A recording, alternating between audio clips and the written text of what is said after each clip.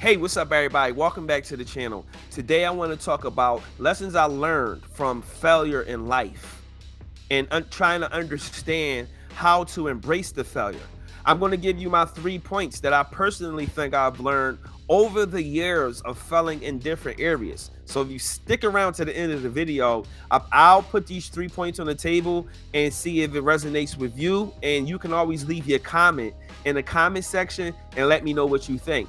So let me start here and let me premise this whole video based on my personal life experience, because it's not based on anybody else's experience what I'm going to talk about today. And it's almost a little story, but it's just a little background. So when I was 9 years old, and I'm like, y'all like, wow, 9, you gotta do it now. When I was 9 years old, I started playing the trombone, the horn in elementary school. And since that time, I played in bands. Over the years, I learned how to play the drums, the keys. Then I started doing production and writing songs and all of these different things. But as years went on, mind you, keep in mind, I began to help other people in their careers. I began to help everybody else. But when it was my turn, I failed because I gave up. And I gave up too soon. You ever felt like you gave up too soon? You ever felt like you gave up at a time where you should have kept going? Well, if you give up too soon, that's considered a failure. It's just my opinion. You tell me what you think in the comment section. Also, you ever feel like you are just not growing in certain areas because you fell and you stayed at that point in life where it's like you can't let go of the past. You can't let go of what happened. It's kind of hard for us to just let go because of failure. I got a video that's going to be coming out talking about letting go of the past and allowing yourself just to move forward. But today, we're going to talk about just failing in life and understanding why you need to fail and how to embrace it, and why you embracing failure is going to be like so beneficial to you later on. So as time goes on, after I stopped doing music, I began to learn real estate investing. So here's another point of failure that me personally that I learned. As I started learning real estate investing over the years, I realized that I needed a lot more things. Even though I did deals, I went into directions of real estate that allowed me to just make the money I'm making. Now, at the same time, here's what I realized. I realized that me learning real estate was something that I always wanted to do. Again, since a kid, I remember watching Donald Trump on Lifestyle of the Rich and Famous. And he always had real estate and golf clubs and stuff like that. And that would like really connect it with me when we were younger for some reason. It just was like, if I'm gonna get rich, I'm gonna get rich like this man. And I'm going to be into real estate. I'm gonna be rich and own real estate. That's what I always told my mom. But as nobody knew that I really liked to be in real estate. Nobody knew that. Nobody even know that real estate was something that I wanted to do, because that was just like a personal thing. Like some people wanted to be football players. I played football, but I'm not an athlete. I ran track. I did gymnastics, but I realized early in life that I'm not an athlete. Can I be athletic if I wanted to be? Absolutely. But I'm not an athlete. That's not my goal in life, to become a gymnast, a football player. There's people, or a soccer player. I used to love soccer. There's people who's really into those things. Me personally, I realized what my goals was in life early and what I liked early in life, what things I was actually interested in doing and learning. So when I started the real estate investing thing, I started wholesaling. And while I was wholesaling, I said to myself, you know what? While I'm wholesaling, I might as well go and get my real estate license. I might as well become a real estate agent, because I thought back to Donald Trump and I thought that this man with this suit and tie on was a real estate agent. I did not know anything about real estate investing at that time. So why is this relevant? It's relevant because I had to learn what it is that I really wanted to do. This was all happening. Now, keep in mind, let me go back. When I started, I did classes back in, I started wholesaling in 2013. Let me say this. I learned wholesaling early 2013. And even while I was going through life changes, like I said in one of my other videos, I still stuck in there and I did my first deal and I made $5,000. And again, that was very influential to me. That really influenced me because it let me know that this real estate wholesale thing is really real, but it's a hustle. So while I was learning that and trying to work on other deals and things of that sort, I went to real estate school. I tried 2014. Here's where failure comes in. Here's where the failure of life gets real for me. I went to the real estate classes. It was at Temple University. Temple University has a real estate department where they have, exam prep and stuff like that. When I went to these classes, I passed. And I said, oh man, I passed. I didn't realize it was more exam prep. I was so hyped. But I took the exam and I failed the exam. It's two portions, the state and the national portion. Don't you know, I failed the exam 6 times. 6 times I failed this exam, the real estate exam. And that really hurt my feelings. After the 6th time, I gave up. It's because on the 6th time, I passed the state portion, but failed the national portion. And what I realized was when I failed and failed and failed, that I thought, first of all, I was being cocky. I was just being cocky and arrogant. Like, yeah, I know real estate. I'm wholesaling already. So I know about real estate. I know how to flip a house or flip a contract and this, that. I was, hyped, like, as if I knew everything about real estate. Not realizing that I just knew how to wholesale it and know anything about being a real estate agent. It was totally different. It's something similar, but it's totally different. After the 6th time I failed, I gave up on the real estate classes, but I stuck to wholesaling. So because I still wanted to be in this business. I knew that failing was still something that had to happen for me to learn a lot more, because I learned, again, failing that exam 6 times, that I didn't know enough. I wasn't studying enough.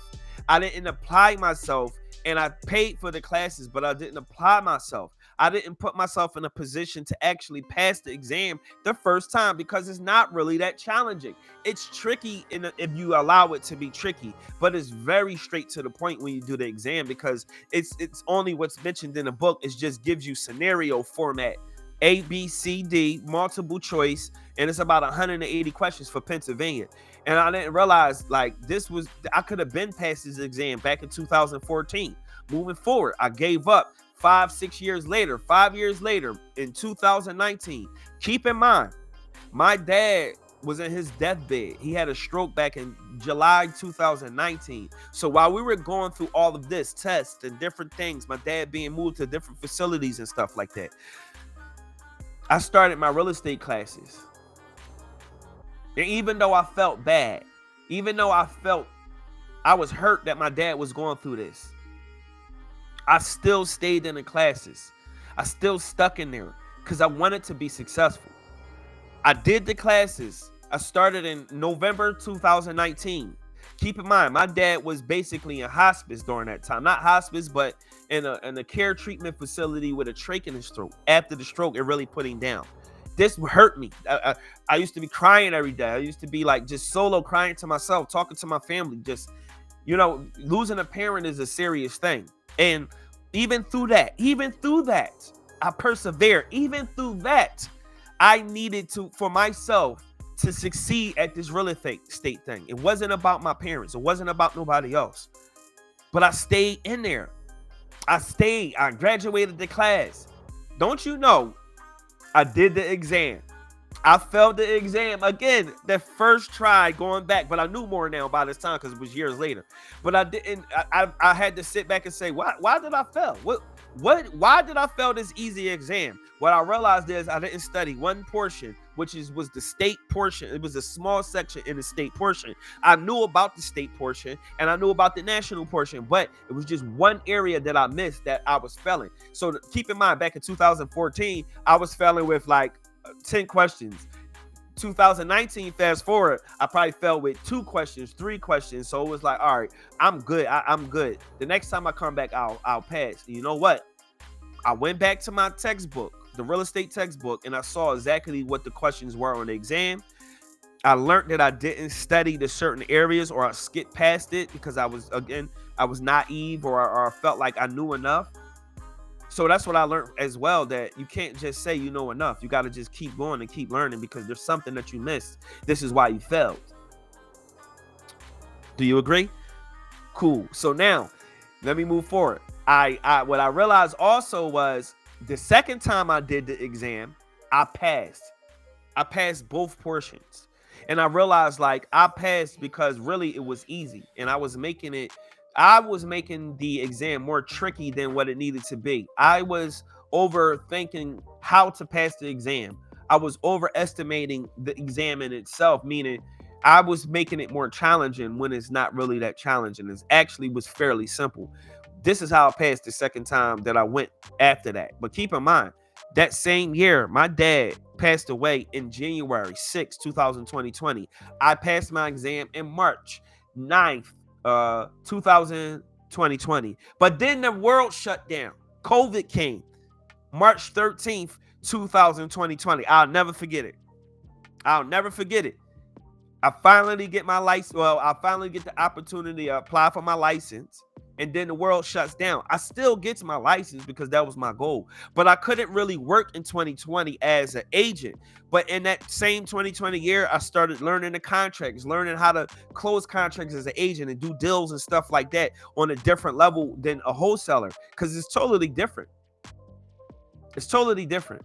It's not the same thing as being a wholesaler. It's something similar, but it's not the same. So in that same sentence, I got my license. My dad just passed away, but I stayed dedicated to it. And I stayed focused. I stayed motivated.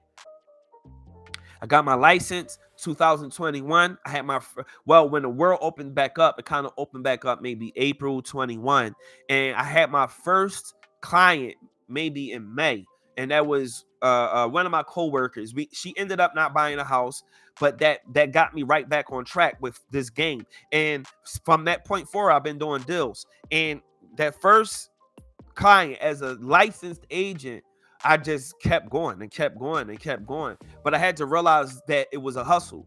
And after I began to accomplish those goals, I realized, like, I can accomplish more. I can accomplish a whole lot more. But I realized in the past that me failing taught me how to just be more resilient, how to just stay on track, how to just, at least, even if I fuck up and mess up, just, so what? Just keep going, stay on track, try to make it happen, and keep moving forward. So now I'm here. I'm a real estate agent for the last several years. I got clients. I've since then wrote one of my books. I got several ideas, creative things that I'm going to be going into, business opportunities and things lined up. Yes, since that time, I had setbacks and comebacks and setbacks and comebacks. So I fell at a lot of different things, and I gave up on so many different things. I know you have as well. So if you made it to this point of the video, I'm actually going to give you my 3 points after all of the story I just gave you. I got so many other stories that I didn't even talk about. We talking from the street side to just the legitimate side of business, working and stuff like that. I got so many stories of failure. But the 3 areas I learned personally that I think may resonate with you, if you got this far into this video, if you got this far into this video, I want you to go ahead and press the like. I'm sure you probably like what I'm saying. If you do like what I'm saying, please share out this video. It'll help with the channel growth. It'll help me grow and get this message out to so many other people of failing in life and embracing it, and why you should embrace failure. There's nothing wrong with failure. You're going to fail. Nobody's perfect. Nobody's going to have success at all times. It's going to happen. You're going to fail. So let me go back to these 3 points, and I'm going to go ahead and wrap this video up. The 3 points are: failure is not the end. It's more of a reset button. That's what I learned. That failure isn't the end. It's more of a reset button. It's one of those things where failure feels like it's the end of the world. But you know what? You realize that it gets better. Because every time you fail, there's a lesson that you should have learned. It doesn't matter how many times you fail, but there should be something you learn in the process of that. You see what I'm saying? Like, it's no way like you just go through failure and not learn why you failed. You should sit back and say, all right, I failed at this shit. How do I bounce back? How do I come back from this? How do I position myself? What do I need to do? Every failure goes with a reboot, meaning you can start over again. See, that's the thing about failure. If you, Aaliyah said on her song, first you don't succeed, dust yourself off and try again. Dust yourself off and try again, again, again, again, again. You see what I mean? The song is basically saying, if you don't succeed on the first time, keep going. She was talking about actually coming to get her and falling in love with her. If you don't get me the first time, just keep coming. Just stay persistent. Stay consistent. Have a purpose on why you want to stay consistent as well, because that's the main thing. Failure doesn't define who you are. It redefines you, meaning you can fail at this part, but then you bounce back and do something larger in that same area. You don't have to sit back. You don't have to sit back and just accept failure. So the third point would be fail fast and learn faster, meaning if you get into something and you fail fast, or you get into some areas, gain some success, gain some advancement, and then you fail, you have to realize that you did something wrong, or you're not paying attention to some areas that you need to pay attention to. For instance, I know that if deals slow down throughout the year, it's not the deals that's slowing down. It's me going into another direction where the deals may slow down only because I'm not doing enough of a certain thing, which is prospecting. And that's for anybody in the business. Start realizing, like, the deals are slowing down. Even though the market changed, the deals slow down from time to time because you go in different directions of life. Life may hit you, different things occur, failures may happen, finances, it doesn't matter. You find yourself going into different directions only because life is one of those areas that you cannot control what's going to happen. You can control a lot of it, but you can't control what's going to happen. You see what I mean? Things that happen in life, some stuff is uncontrollable. So you have to go through life and go through different areas of failure to understand how to become successful. I'm still working at everything that I'm working at, but at the same time, even if I fail, I still move forward. I don't allow failures to kind of hold me back. I'm always working on a goal. I always have an idea. I always have some type of creation or innovation or some type of thing that propels me to a higher level in life. I've always been that type of person. And if you are that type of person, you need to dig deep in yourself and see, like, man, fuck that. Let me go ahead and make it happen. Even if I mess up, even if I fail, let me try. Because look, trying is better than not doing. Trying at least gives you the opportunity to say, I tried it, I failed at it, and I accept the failure, but I've embraced what I've learned. You dig what I'm saying? Even though you try it and you fail, embrace what you learned so you can move forward. Because there's no reason to stay back and sit down and say, man, I tried it, and not keep going. When I got back into being creative over the last several months, back into the fashion world, back into the different areas of just being creative, content creation, videos, I feel better now.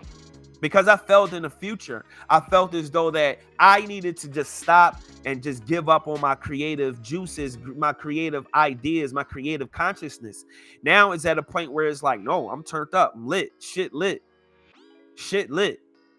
I'm here. I ain't stopping no time soon. And these videos that you watching is going to keep being more content and more content and more content, because I realize, like, this is what I'm good at.